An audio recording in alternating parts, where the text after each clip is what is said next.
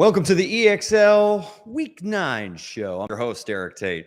Look, there is a lot of action to dive into from the crazy Week 8 that it was in the EXL. So we'll kind of jump right into it before further ado and taking a look forward at the Week 9 matchups here in the EXL.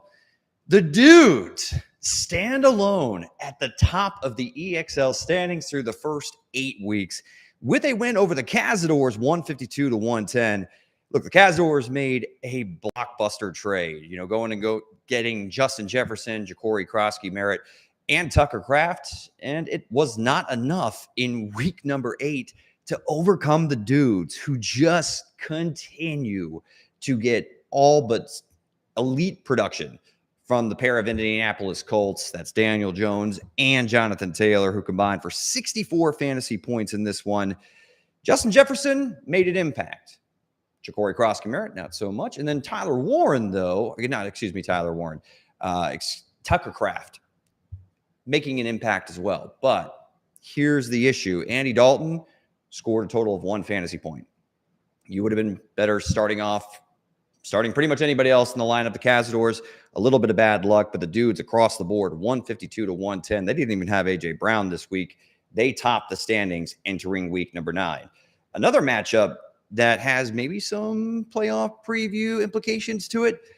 The Vikings and the Crushers. The Vikings entered the week atop the EXL standings at 6-1, but they fall to the Crushers 145-126. Look, the Crushers overcame a combined 13 points from the quarterback position, but Breece Hall just went off. 2 rushing touchdowns, and for good measure, a passing touchdown to Mason Taylor. That kind of saw the Jets offense take advantage of the Vikings, losing Quinshon Judkins to injury. The Crushers improved to 5-3 on the year, while the Vikings drop out of the top spot, but they're still at 6-2 on the season, well positioned for a potential bye, but certainly look like a playoff team moving into the back half of the NFL season. The Aces lose their 8th straight, dropping to 0-8 on the season as the holdouts improved to 6-2, 119-104. The holdouts kind of managing to survive. Really, Jake Ferguson having by far his worst game of the season. He put up a goose egg. You can find his face on the side of a milk carton this week. But the holdouts still able to do enough to edge out the Aces, and they're currently sitting in 3rd place in the EXL standings at 6-2. The Speedsters, speaking of 6-2 teams, they topped the D-Gens and improved to 6-2 on the year as well. We shouldn't really say that the degenerates are starting to spiral out of control or anything like that. But when you've seen Christian McCaffrey up to this point have north of 20 fantasy points every single game, and you can't rely on that, and he gets just 9 fantasy points, the rest of the roster needs to pick up the slack, and they were unable to, as they failed to get over the 100-point mark and fall to the Speedsters 132-96. The injury to Cam Scadaboo is softened a little bit for the D-Gens, given the fact that they have Tyrone Tracy Jr. on the bench. But Quentin Johnston, too. Speaking of finding faces on the side of milk cartons, he also put up a 0 in a day where Justin Herbert had a nice day at the office. But that impact of Arondé Gadsden II, as well as Lad McConkey, kind of finally starting to hit his stride over what we saw from him over the back half of his rookie season. I believe better days are ahead for the D-Gens. They still sit at 4-4 on the year, while the Speedsters improved to 6-2. Defending champs are far from out of it, but they are currently at 500, and they've been hovering around 500 the whole season. We'll see if they can right the ship entering into week number 9. Moving on, the Gamblers and the Yahtzees, a 5th straight loss, 124-111. The Yachts were very disappointed that they were not getting back Lamar Jackson under center for this contest, as he missed his 3rd straight game. He's been out 4 weeks now after the bye week with a hamstring injury. He should be available and retake the field tonight against the Miami Dolphins, but his presence was felt in this one because the Yachts had to turn to Sterling Shepard in their potential superflex spot where Lamar Jackson should have been playing, and it was just the stack was the right idea. With the Buccaneers banged up at the receiver position, Abuka trying to battle through a hamstring injury, Evans is out, Godwin's out, Bucky Irving is out. You would think that Sterling Shepard has a nice floor against a favorable Saints matchup, but that just wasn't the case. A rough day for Baker Mayfield. I believe it was only 5 fantasy points from Baker on 152 yards passing and no scores.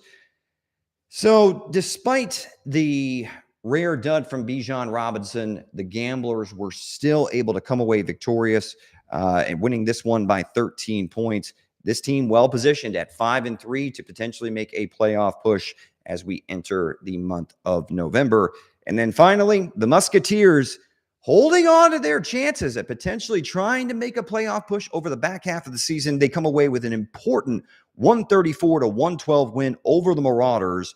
And the Marauders did give the Musketeers a scare, an unexpected scare, because in the previous 2 games, Tua Tagovailoa had thrown 6 interceptions.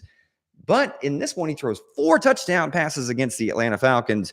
But the Musketeers able to lean heavily on a 40-point fantasy outing from James Cook to improve to 2-6 on the year, while the Marauders drop to 1-7. We'll take a quick look at the Week 9 matchups on Thursday, heading into Thursday Night Football between the Ravens and the Miami Dolphins. The 6-2 Speedsters taking on the 5-3 Crushers. That's a candidate for Game of the Week here in the EXL.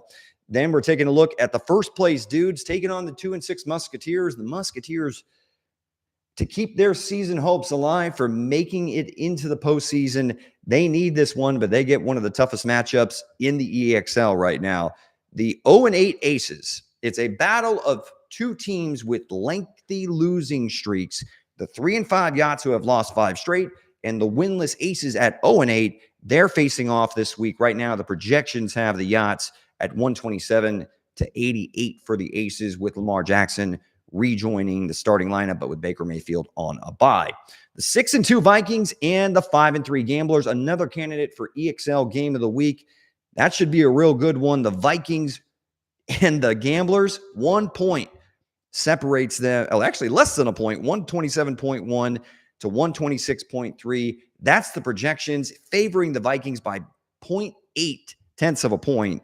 Should be a great one for week number 9. And the Cazadors, despite the big deal that brought Justin Jefferson to town, they are on the losing end in week number 8. They've got the defending champion Degenerates 3-5, 4-4, 2 teams on the bubble looking to try to secure one of those, 4, 5, or 6 seeds entering the EXL playoffs. And finally, the 6-2 holdouts sitting in 3rd place in the EXL standings. They draw the Marauders at 1-7, and they are favored 128.9 to 93.8 entering week number 9.